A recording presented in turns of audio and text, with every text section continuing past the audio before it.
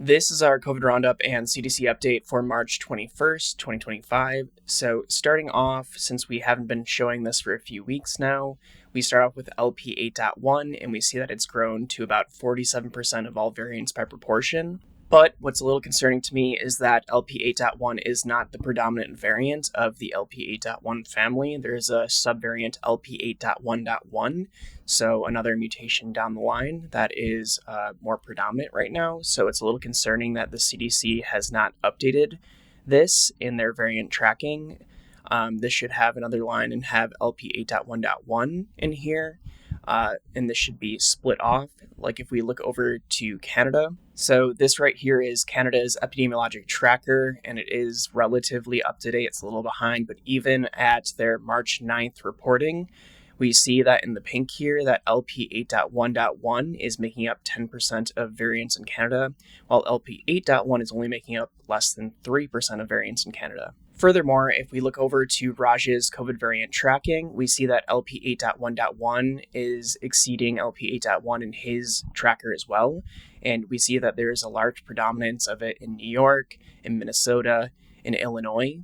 So these are places where LP 8.1.1 is really thriving. Additionally, if we look over to Mike Honey's tracker that looks at COVID variants throughout the globe, we see that LP 8.1.1, this orange here, has outpaced LP 8.1 since around early February. So this is not a new thing that it's been outpacing LP 8.1. It has for a while. But the concerning thing is that the CDC has not updated this. That's showing that there likely is something going on behind the scenes, that there are people that are not staying up to date for this. But then there's this other factor that not a lot of the sites that are available for COVID genetic sequencing are actually doing it right now.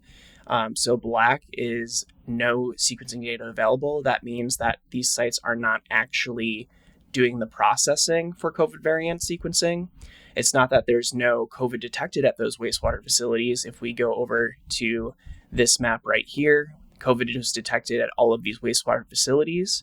The gray is no recent data, so that would be an example of places where the data isn't even available, not because of COVID not being present in those locations, but more likely due to funding and lack of funding issues for wastewater surveillance. So we know that these places largely do have COVID data available.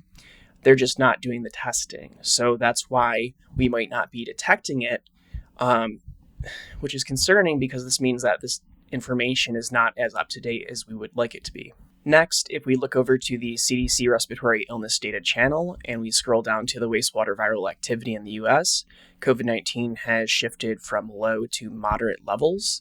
And if we look over to the Walgreens Respiratory Index tracker, we see that for the past few weeks, it has been increasing there as well in terms of test positivity, albeit at a slow growth rate, but it is still increasing, which is kind of interesting. So one of the things that I've been thinking about and noodling on lately is this really big flu season that we just had and how it's very sharply declining right now. So if we did like a Venn diagram of people that actually get sick, I think the large majority of people that would get sick with COVID probably got sick with flu and then they were out. So they removed themselves from interacting with other people because of their illness largely. So like taking time off work, not going places because they felt so miserable and so crappy. So I think that these people that would normally have gotten COVID during this winter flu season or this winter season of respiratory illness got the flu instead. And that's why we probably saw a little bit of offset this year because the flu season was so intense. That perhaps more people were getting the flu, getting out, so they weren't in contact with people to catch COVID and pass the COVID around. And now that flu is dramatically decreasing, we're starting to see the COVID levels start to increase again in terms of the wastewater. This right here is looking at emergency department visits. But I really just wanted to emphasize here that influenza is sharply going down. We're ending the influenza season, at least for the normal influenza. Don't know about bird flu. But for normal influenza, that's going sharply down, and COVID in terms of the wastewater is heading back up again. So one of the things that I think is really interesting, if we look over to Japan's data, they do this really, really good tracking throughout all of their provinces for emergency department visits, essentially. They take up the number of total beds there are and the number of patients per medical facility in those beds. So if you have more patients per medical facility, you're at high capacity. And what we've seen is that over time, the emergency department visits have been decreasing. Right now, they're still at pretty significant levels of an increase with COVID. This is all COVID right here. So I think over time, we have made the severe illness effects of COVID get blunted to some extent. There are certain populations that are still incredibly susceptible, mainly the very young and the very old, because the very young have naive immune systems. They haven't developed their immune system yet, so they need vaccinations. They need antibodies through their mother's breast milk, things like that. And the very old, which have very weakened immune systems, whether from being immunocompromised due to just natural waning over time, due to being just older and frailer. So you have these two populations where the illness is still very severe, but for the rest of the population, the number of vaccinations, the number of infections, even though that still is damaging people every single time they get infections, making their immune systems weaker over time. So you shouldn't be allowing yourself to get infections. You should be getting vaccinated against COVID. So this is what I think is happening in terms of the severe decline in hospital visits for COVID, assuming that testing is still occurring and that the tests are matching well to this current circulating viruses, because if your tests aren't picking it up, then you're missing like a diagnosis of COVID when you're going to the emergency department, and assuming that the tests are occurring every time these people are going in and that the tests aren't just being skipped altogether. So if you don't have the test taken, then those are being recorded as COVID hospitalizations. So assuming all that is fine, then you would be having population level immunities that blunt severe illness, but that doesn't do anything in regards to things like long COVID due to the effects of repeat infections over time.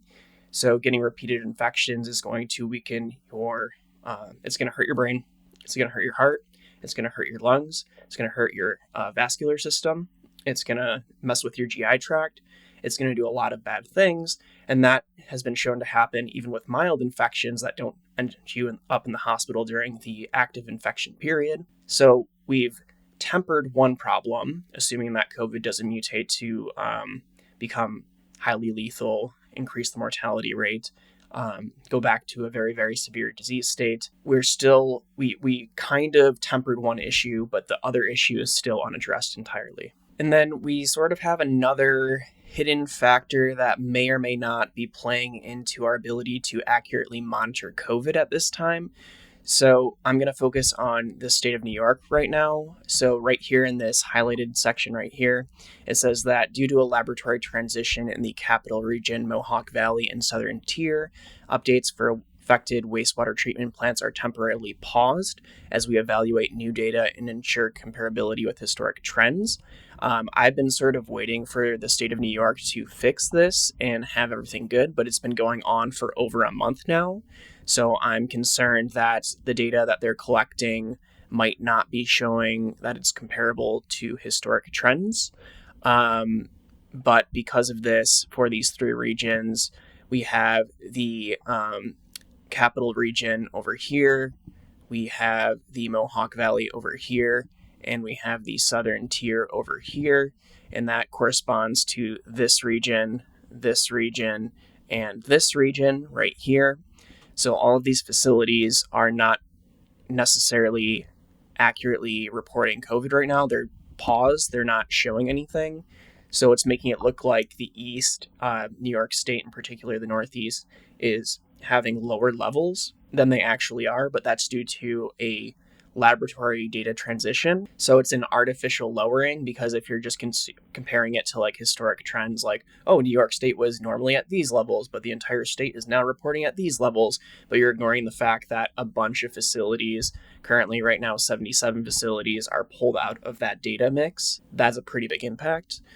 And that's why I haven't really been reporting on New York for a little bit because of this.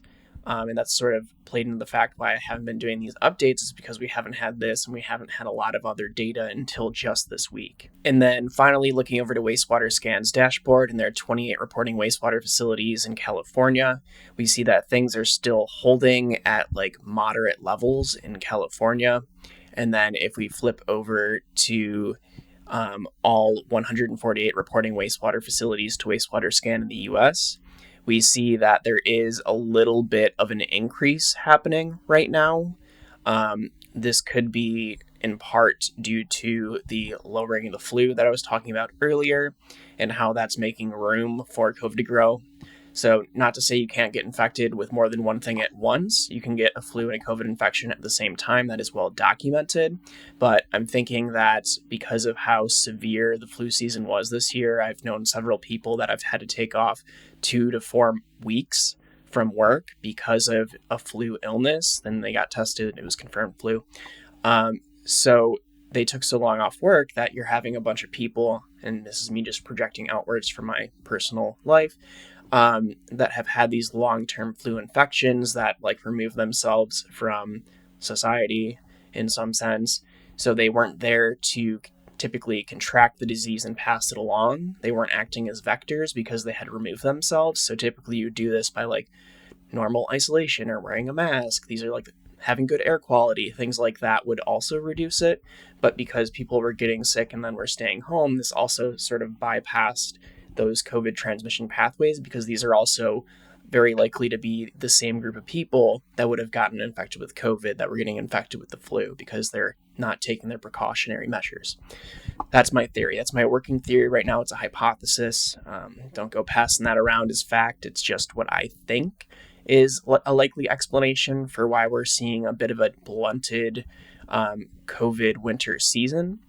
So we have that in play, maybe. But we are starting to see the wastewater signal trickle back up again after a little bit of a lull period. So that's where we're at right now.